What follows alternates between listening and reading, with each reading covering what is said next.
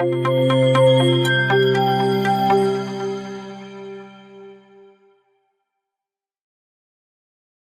evening. Welcome to today's class. Thank you very much for your patience. And it's a pleasure to have you. Right. This is, I think, the first class for 3751 where we're going to go into the content. But yeah, it's an interesting topic. If you remember from our intro session, see, we're really looking at the journey here from what the initial forefathers of computers wanted to happen to where we are right now, right? So if you look at the concept of artificial intelligence, they were already in existence as early as the 1950s, 1960s. But its definition then and its definition now is something that is completely different, right? So it's not a new concept, but it is a concept that is now taking shape because of a multiple of resources. Now we're talking of computer speed. We're talking of what do you call it? Big data, right? So these two are now the big drivers, right? So between the periods, say from your early 1970s, 1970s to probably around 2010, right? Most of the programs or most of the actions that were being taken, right, or the modernization of the world, right, led to sort of a structure as to what we want it to look like, right?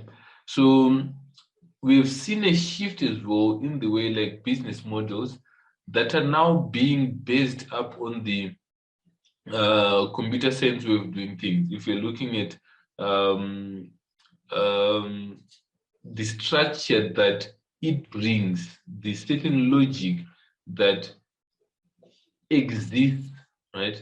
So when you're doing, when you're structuring a program, writing a program and stuff like that, piecewise problem solving and stuff like that. So these are now all business models arising now from the fact of or borrowed from the field of computer science. Now with this, we've modeled the world, right? Now technology is catching up to say, yeah, I can fill this gap, I can fill that gap. So which is what we wanted to do. Right. So today we're going to initially begin with the definition of what an agent is in a particular space and what different agents that we do have. Right. So to kick off, right, let's look at how a normal or a simplified and oversimplified AI module would look like. Or if you want to call it robotic, if you want to call it an interaction between an agent and its environment, right? So what is an agent? An agent is the affected party, right? An agent can be seen as the affected party. And what is it supposed to do? Multiple things depending on the use case, but an agent is simply an affected party or an actor in active, as long as you are an actor in a particular space you are in, you can be called an agent. Right? So now,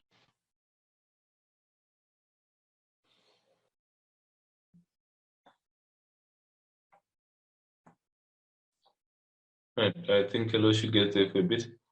I was saying that an agent is consists of sensors. You need sensors, and we'll discuss this in details, in actuators.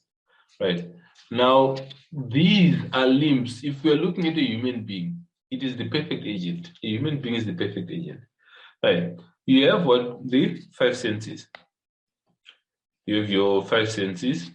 So you've got sight, you've got hearing, you've got touch, smell, and taste. Right. So these five senses allow you to interact with the world that you live in on a daily basis. Right? So our senses, right, when we have a sense of sight, we're saying our eyes are the ones that act as our senses. Right? What do? They take an input or they receive light from the environment surrounding it and convert it to images. Right? So the sensor itself does not do anything. It only collects information. Right? When the information is collected, then goes to the brain, then it is then converted to an image that you can relate with. Right? So even in terms of hearing, in terms of touch, smell, and taste, right? We say that we have got percepts, which is information collected from the surroundings, calling it the environment, right? So an agent needs to have sensors, and a good agent needs to have very accurate sensors. Right? So after collecting the information, right, there needs to be some thought process, right? And that thought process needs to result in an action. But the earlier definition of computers was that it is a machine, right? Number one. And then number two, they say it accepts input, right? And then we move on. And then what does it do? Number three, it processes, right? And then number four, and then it gives output. Right. This is the definition of a computer that we grew up knowing, that a machine is a computer is a machine that accepts input, processes, and gives output. Right.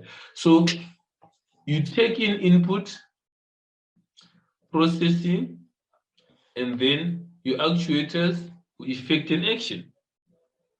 Right. If you were walking and you were to see a snake, right, you are going to react in a way that you either tell your legs to run, or your brain fails to tell your legs to run, you freeze, or whatever in other direction you can think of. But that is now an actuator that is getting information from an agent that has been processed. You don't even need to see it, but if you were walking and you hear a lion roaring, assuming you know how it roars, right? You don't even need to see it for you to know what it is, right? Because that's a percept that you're getting, right? Touch, right? And maybe you're familiar with this, but if someone is standing behind you, even if you start getting this weird vibe, this weird feeling, like there's something that is wrong. It's You can see, you cannot probably smell, you cannot hear the person, but somehow sometimes they say that your hairs will stand and stuff like that, right?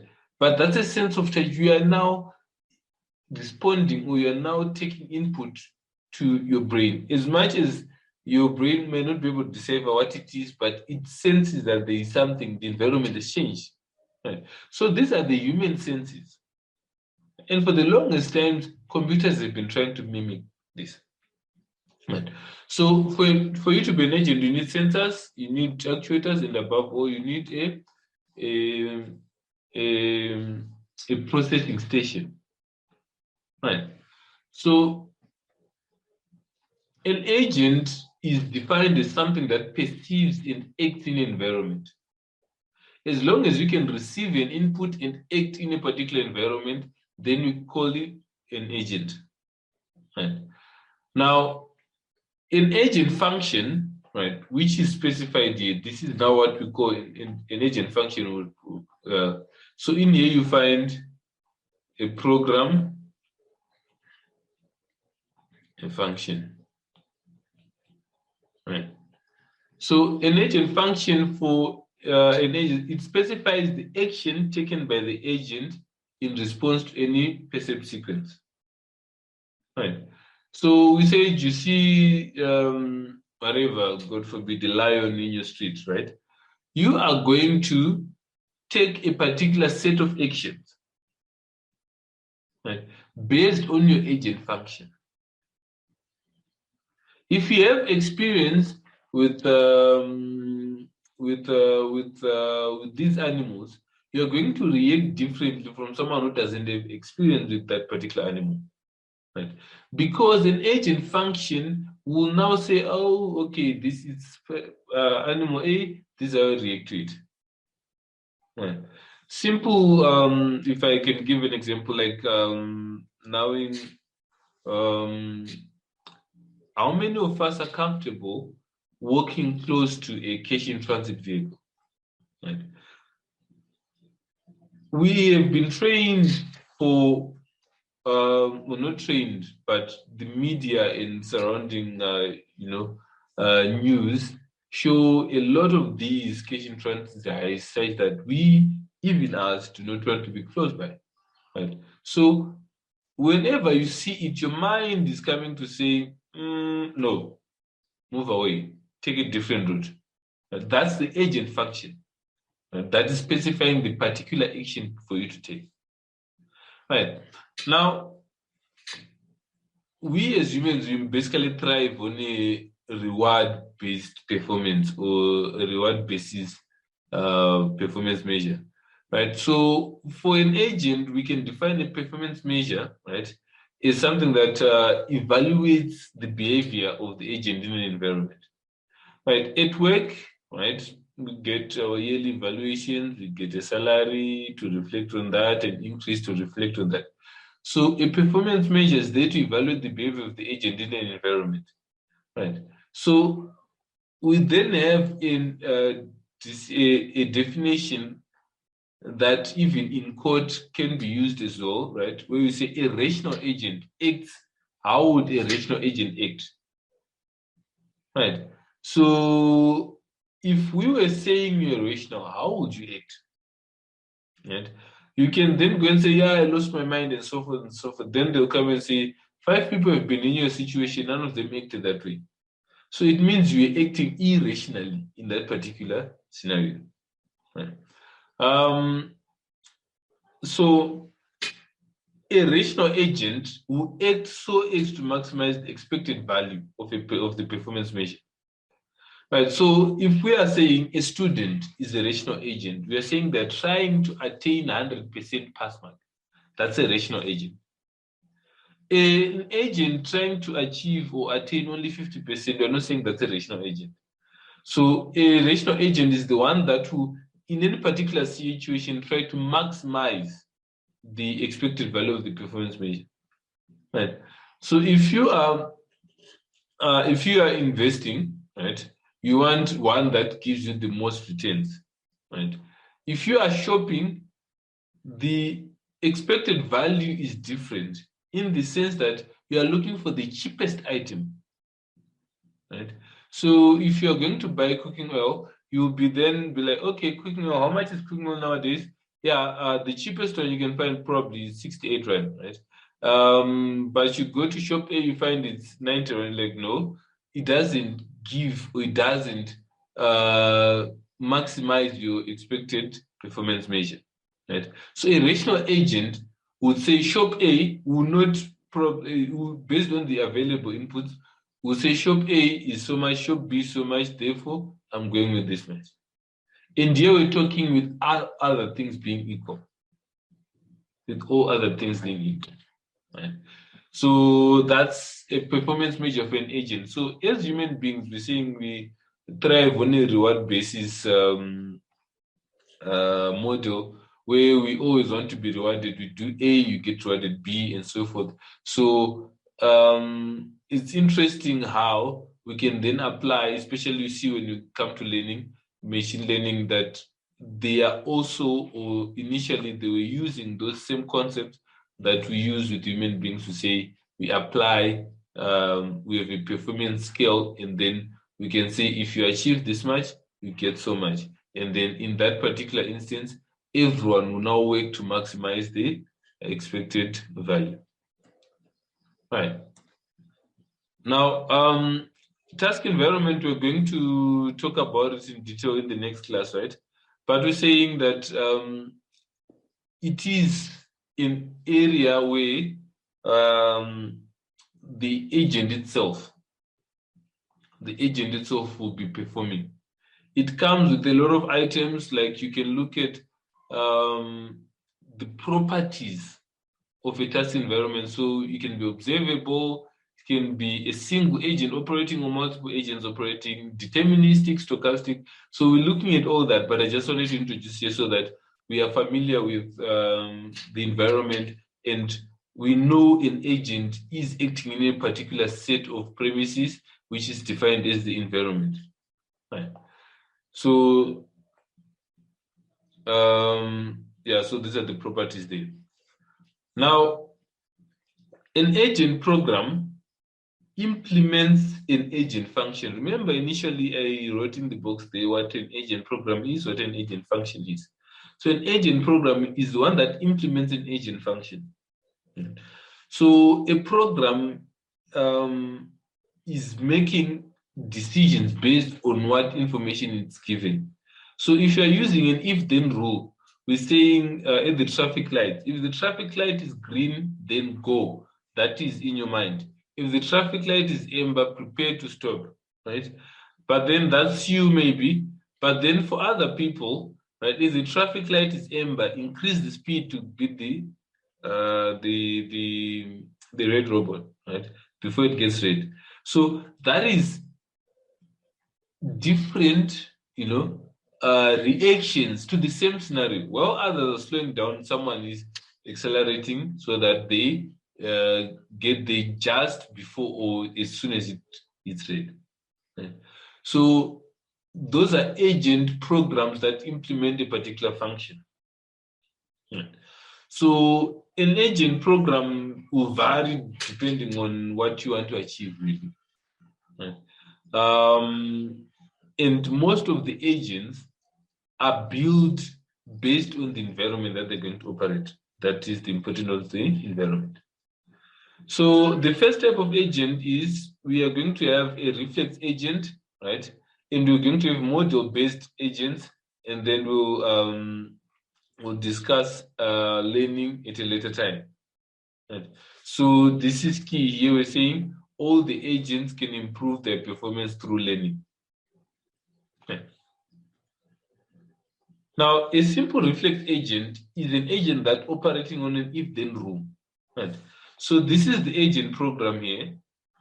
Right? This is the agent program that specifies the action what to do. So you have your sensors. The sensors will tell you what the world is like right now. And then you have a process to make. What action should I do now, which is consulted to a condition-based rule.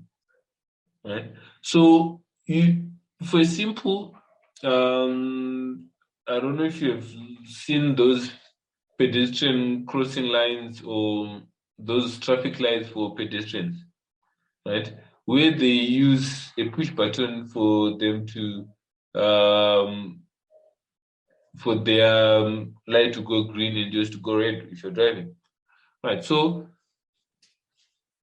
if the button is pressed, right, the senses the button is pressed, right? What is the world like to it? The button has been pressed, and then what is the rule that is there? If the button is pressed, right, then what do you do? Has it been pressed repeatedly? Was it pressed 30 seconds ago, and so forth? Right. So now you've got a couple of cases where a button is pressed and you want to find the appropriate response. Right. If the light for the cars just turned green, even if you press the button, it is not going to make it red immediately, right? Because of a particular rule, right? If you press the button, you are not going to get an immediate response. It has to be maybe it will say after 45 seconds, then it's going to switch it. Right? But if there was no button press, right, it will go maybe into its normal routine and say, yes, after 45 minutes, 10, make the traffic light red for the cars. Different if rules can be used. So this is a simple reflex agent. It's cause and effect. If this, then that.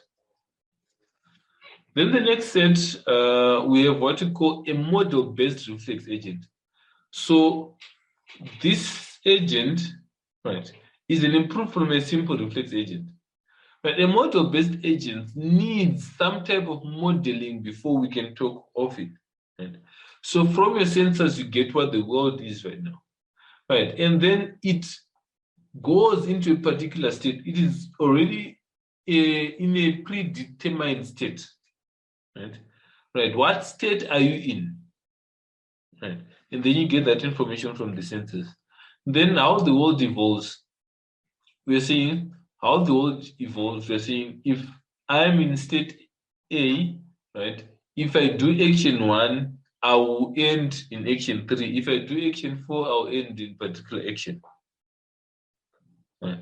So that is how the world. So it's a decision-based model where you're saying, okay, cool. I know what state I'm in. What options do I have? I can either take A, B, or C, right? And I have full knowledge of what my actions are going to do. I have full knowledge of what my actions are going to do. Then, based on that, because I have full knowledge of the environment itself, then I can then choose to make a decision. Right.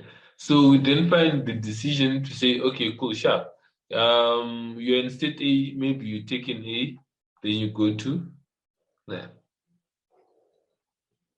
Right.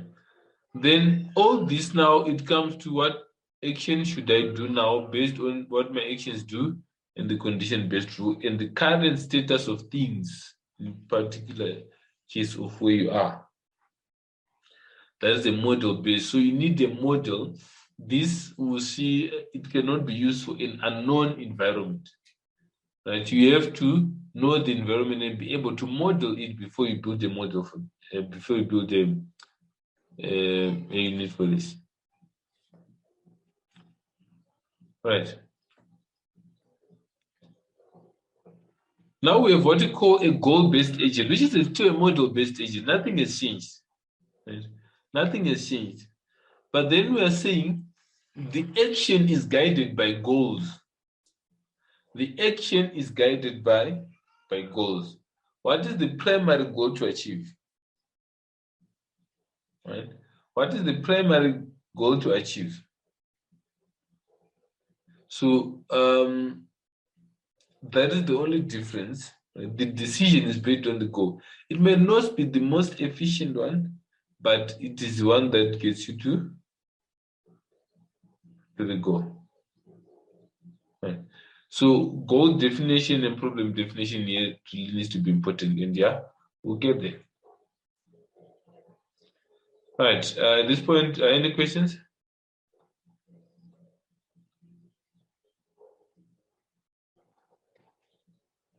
Any questions so far? Hi, Kuda. Yeah. I just wanted to ask, on model-based reflex agent, can we say that the issues of light sensors where they can sense that okay, it is now dark, let's let the light come on. Is it an example of a model-based reflex agent? Right. So good example. It is a good example of a model-based reflex agent. But what model is going in? So you have an electronic circuit that is got a sensor somewhere and says, okay, what is the light? And it's constantly polling, right? Right. We're saying, what is the light status? Right. So what do you call them? Your street lights. They will have sort of a I don't know how much of electronic you know, but they call it a light dependent resistor. Right? A light dependent resistor. Right? So during the day, this resistor, when light is shined on it, right, it can allow maybe current to pass or its resistance goes very high, depending on the type of resistor that is there. Right. So as soon as it gets dark, to a certain threshold, the resistance of this will go very high or very low, depending again on the type of resistor that is being used. And then what does it do? It switches on the light. Right. What you will see is if you have 10 street lights in your streets, or even 4 street lights, not all of them will go on at the same time. Not all of them will go on the same time. They have they're operating on the same model, but the parameters are different for each one. Right? So you have a sensor, so it's an agent that is in there. You have a sensor. What is the world like right now? Okay, right. It's daylight, so switch the light off, right? How the world revolves, right? If it's daylight, keep the light off. If it's so you have sort of a finite automata there, you're saying it is day or on, and you have an off. Right. So you have got, if it's night, if it's day, sorry, right, it goes off. If it is day, right, it continues stay off. Otherwise, if it is night, it continues being on. Sorry, night continues being on, and night to continue being on. I don't know why I'm writing night like that, but night it continues being off. Right. So this is a simple model. Right? And when I say day, I can specify this, use numbers to specify it, or particular resistance to specify and stuff like that. So now I'm in this state, it's on, right? How the world evolves around me is if it's on and it's still night, it will remain on. If it's day, it is going to go to off. What will my actions do? Right? This, if you take this action, you're going to switch off the light. If you take this action, you're going to keep the light on. Right?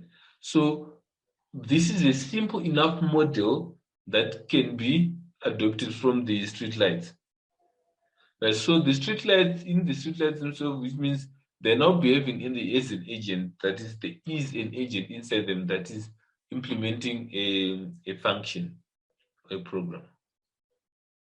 So yes, a street light would be a very good example of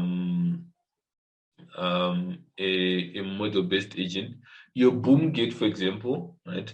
Unless it is not working well, or even your gate motor, unless it's not fitted with the sensors, ideally it should not close if something is in between, or is on the lines, or under the boom gate, or whatever, right? So that's another model-based agent. So these are simple forms of model-based agents that already are in existence. And if you think of it, then you'll be like, where's the AI in here? And because it is relatively simple. We've had the technology for enough years now. So we don't tend to appreciate it. But yeah, thanks for that. A street light would be a good example of a model-based agent. Right, anyone else? Any question?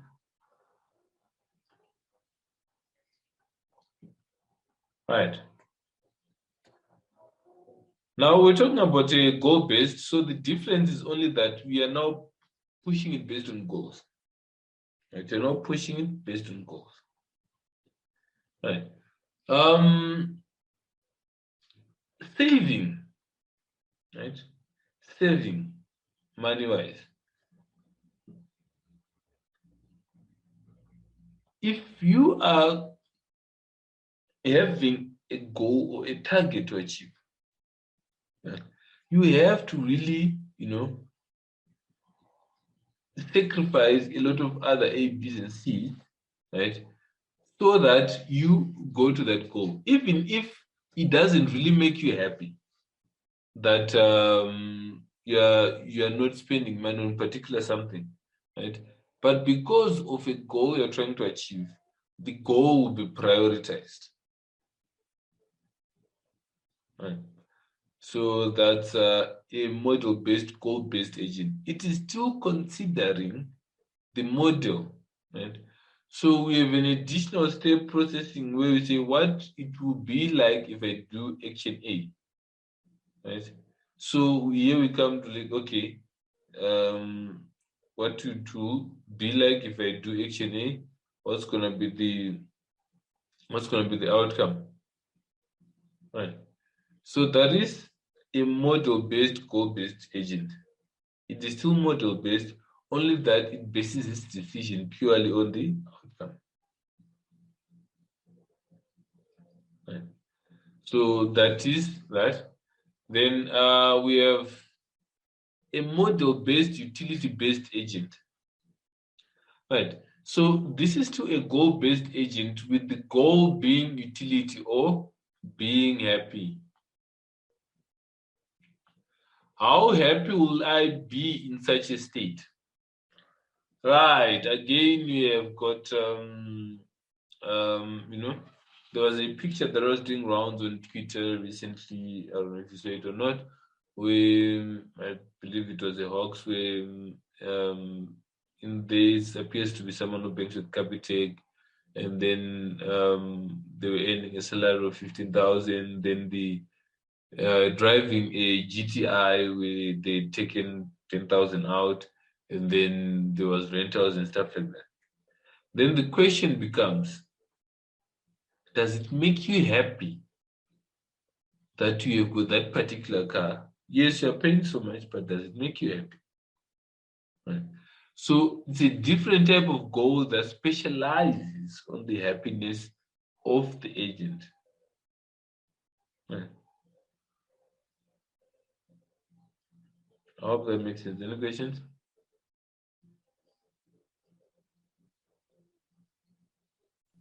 All right. Sorry, Kuda. Mm-hmm. Can't we say that maybe if the goal is utility, it will just be the same, the utility based and the goal based? So so utility based is a goal based model. It is a goal based model. The goal is just that it's predefined. Oh, okay. And then the utility there, is it a way of increasing the happiness? The happiness, is it about in terms of numbers, where we say that if many of these things are okay, it will be happy? Is it number? I understand utility in the form of numbers, to maximize a certain number that is there, or a certain statistic. Right. Let's do this. I don't know if anyone attending today is there anyone who is dieting on a diet. No? Anyone on a diet?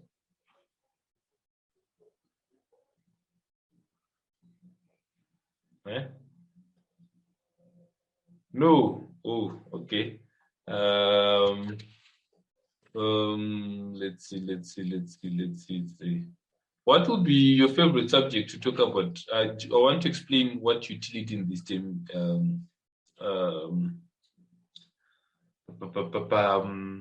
Yeah, let's talk about money and our expenditure for money, right? When you get paid or when your income comes in, what is the first thing that you know? Forget the debit orders. What is the first thing that you normally buy for yourself? Anyone? Yeah, food. I understand my food, but what particular? There's some one thing or something that you buy for yourself. Sort of, there's groceries, there's fast foods and stuff. I want sort of something specific to say. What is the first thing that you use other than the debit orders and stuff like that, for your income when it comes in? The first thing that you do for yourself.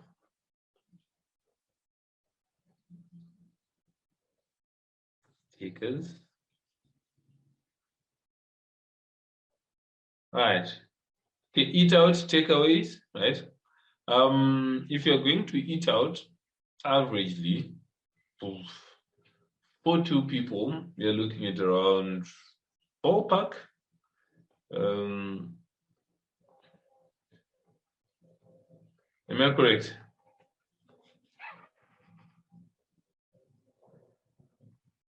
Yeah, you're correct. That's for two people, right? If you're taking your whole family, you have to subsidize. You put a cap to eat. You get there and you order for everyone. Then maybe you say, right? But if you're looking to say, okay, if you're sitting, if you have a financial manager, whatever the case is, do you think they'll look at you if they were to ask you, is this the best way you can absolutely spend this money? Is it the best way to spend this much amount of money?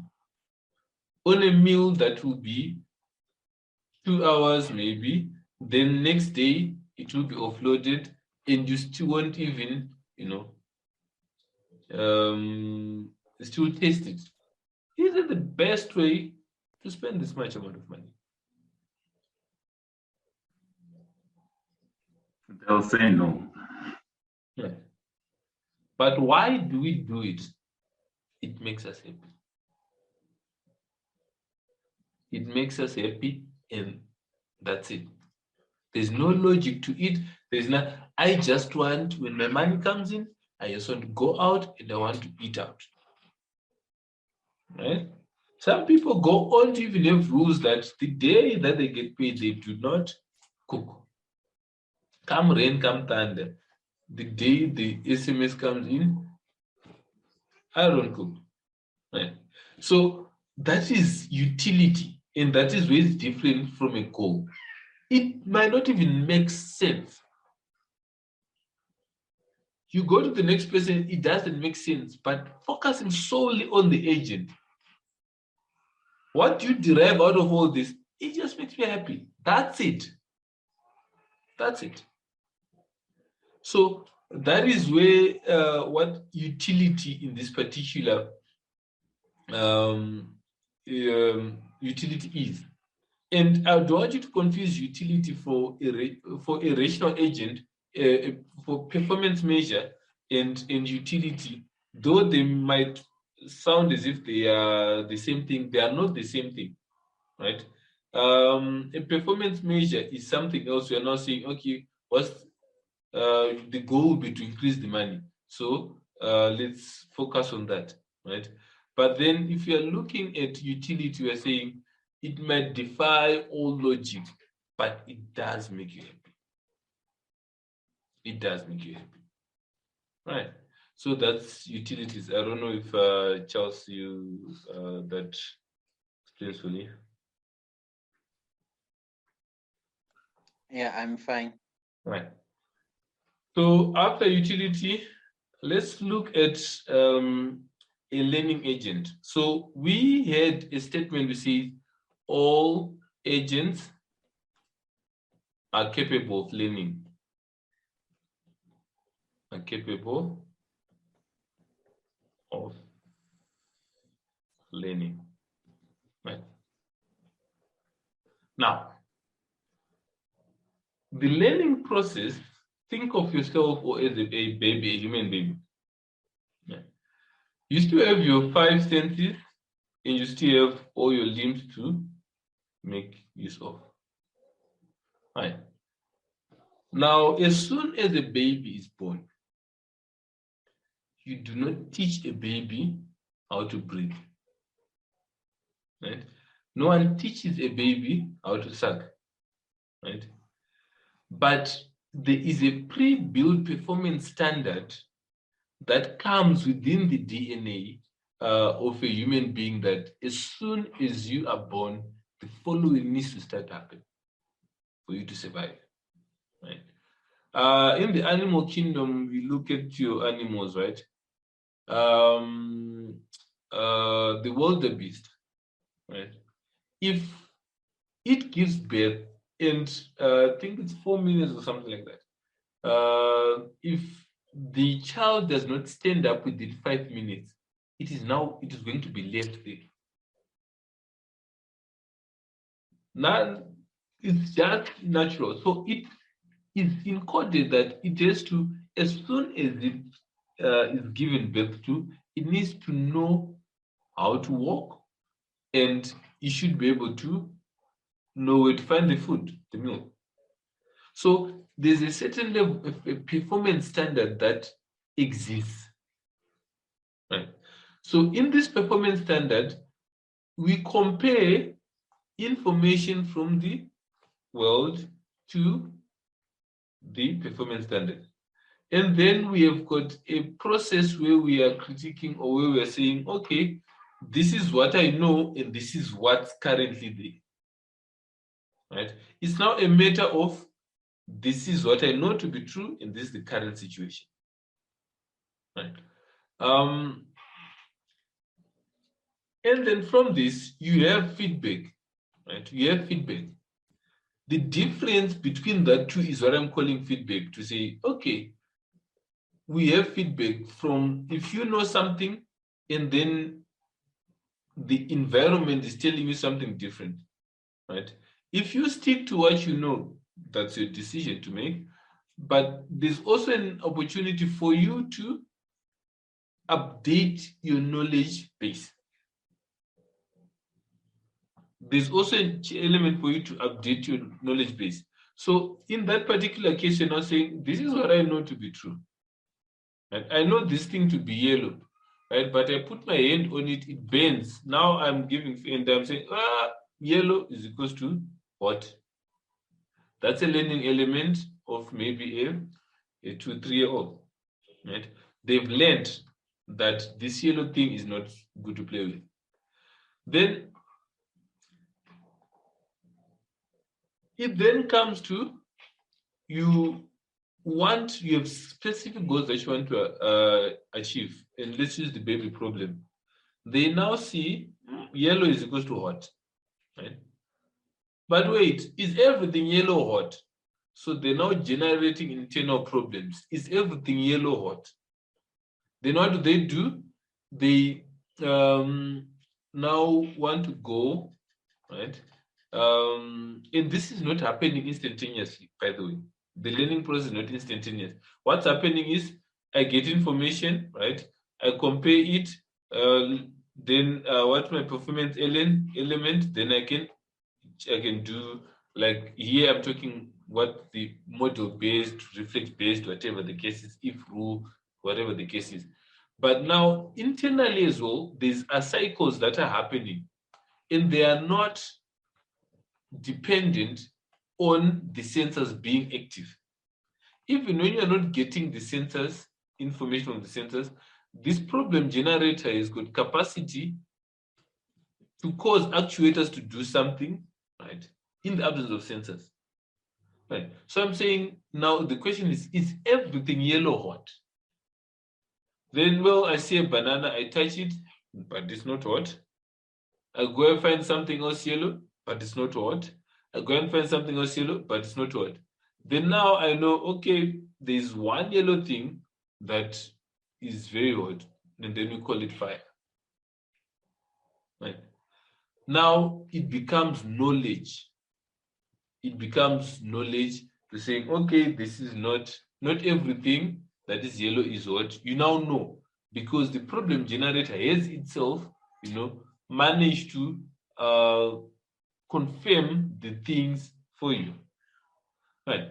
So where there's discrepancies, the feedback from the performance standard and the sensors come in, right? It goes to a learning element and then it affects changes. It changes the your line of thinking, your perception of someone, right? Some of us, initially we saw person A and we hated them from the get-go. Then when we interacted with them, we used our sight and then we hated them, or we had a performance standard. Someone had told us a lot of bad things about that person. Then we interacted with that person and stuff like that. We then now started revising the knowledge that we have, right? And then we started making those changing. Oh, okay, change, right? It changes now. Oh yeah, well, we're not smiling at each other. We're now texting each other, exchange numbers and stuff like that. So that is learning, right? Learning is the near equivalent of adapting. You are now accepting new information so that you update it to your old in order to deal with the current scenario and future scenarios effectively. Because knowing that it is fire now becomes knowledge, and it sits here to saying that it's fire. Right? So that is a learning agent or a learning mechanism. It can be as simple as a reflex-based. Right? If you look at these robotic vacuum mops, I don't know if there's anyone who owns one, but these robotic vacuum mops are reflex-based agents. Right? It will go in a particular direction up until it feels an obstacle, they need to change direction. Right. I remember when we were in college, it would make it hella expensive, but there was a project for us to develop sort of a robot a room mapping robot. So it will give you the topology of the room and stuff like that, a 3D topology of the room. Right? So that agent is different from this agent we're talking about, an if-based agent, in the sense that if I have capacity to map, it means tomorrow I'm not going to go hit the same corners. Right? It can learn as time goes on to say, okay, this is what I normally know the room to be like. Right? I know the room to normally be like this. Right? So I navigate the room this way. But hold on, my sensor is telling me that today it's here, especially if it's continuously mapping. There's something here. Right? So it will be then be added to the map and then going on. But when you are planning the route for tomorrow, or when it's planning the route for tomorrow, it already has a map of the particular room. Right. So a good mop, a vacuum mop pro right now, I think costs around 6,999 or something like that. Imagine having that additional feature, then can easily go to the likes of. We're talking about the pricing of the Kinect, or the technology of the Kinect and stuff like that, embedded in it, could possibly go a little higher. But that is a model-based. We can move from a reflex-based to a model-based by doing that. Right? We can map the room so that when we want to do it again, we become more efficient. We avoid areas where we already know there's going to be collisions. Right? That is the concept of learning. Right. Any questions?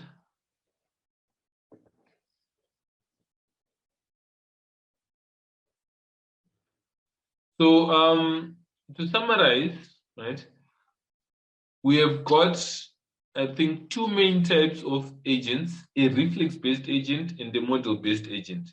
Right? We've got a reflex-based agent and a model-based agent, and all are capable of learning. Right? A model-based is an if-then rule-based agent, and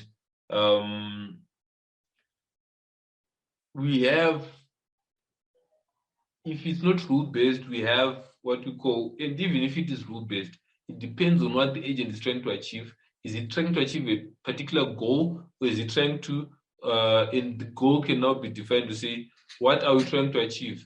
Are we trying to achieve maximum saving? Are we trying to achieve maximum happiness? Where happiness, if it's happiness involved, right, then we call it utility-based, but then it is still a goal, right? So this one is bears interest. Why is it different on its own? Because normally it does not make sense, but we see it very common where things like this happen. It does not make sense, but we see agents surrounding us doing it, you see. So that is why it's got this particular, because it does not follow any sense, any logic. All the goals, if you try and find a goal that can be achieved from that, you'll be like, what goal is it?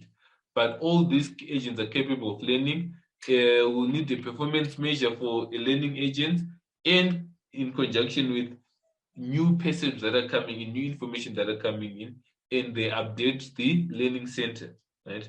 We can also have in underlearning a problem generator where we're saying, okay, we know that I tie something yellow and it was what, but is it true for everything yellow? Well, let's find out. So we all have those, whether we try them out physically or we learn from other inputs, from books, from TVs and stuff like that. It's still learning, right?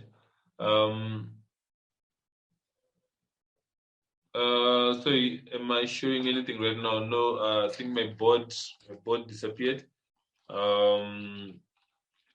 But I was just summarizing to say what, yeah. So my board is gone. But I was here. Is it?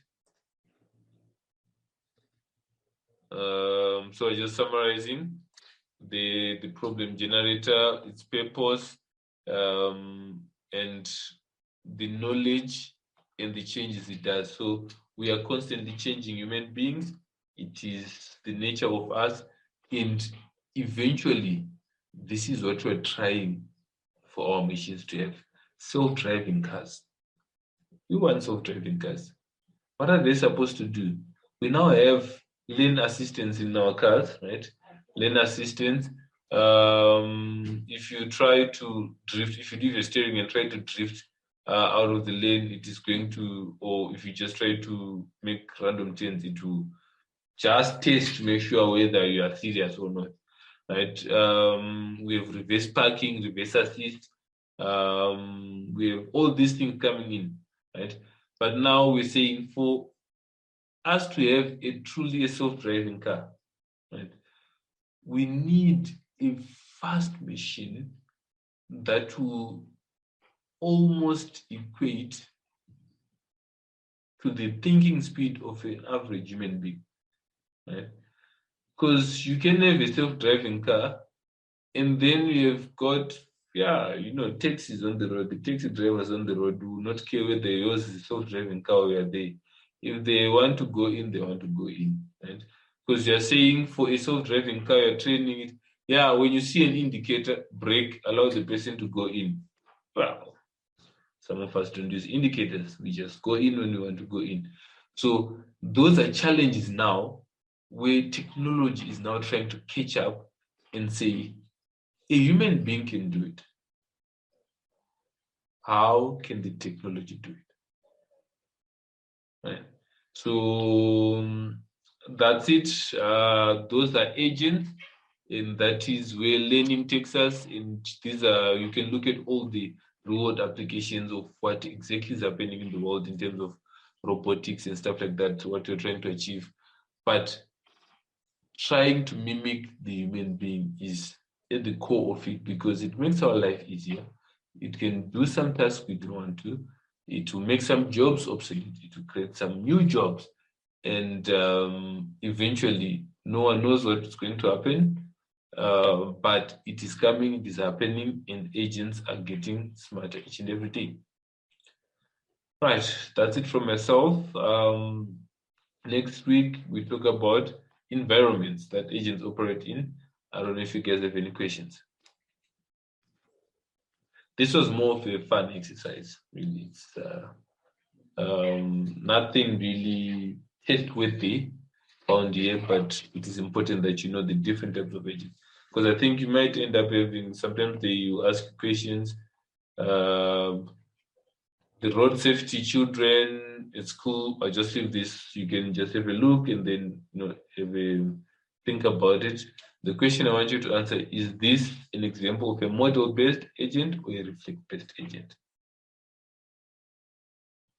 Right. So from myself to you, that's it for today. I'll say good night and